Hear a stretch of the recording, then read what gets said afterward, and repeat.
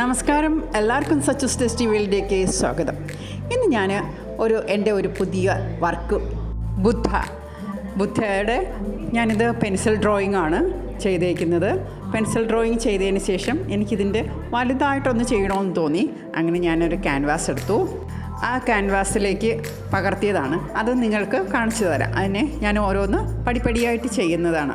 ഇതിപ്പം ചെറുതായിട്ടാണ് pencil drawing ചെയ്തത്, പക്ഷേ കുറച്ച് വലുതായിട്ടാണ് മറ്റേത് ക്യാൻവാസിൽ ഞാൻ ചെയ്യുന്നത്.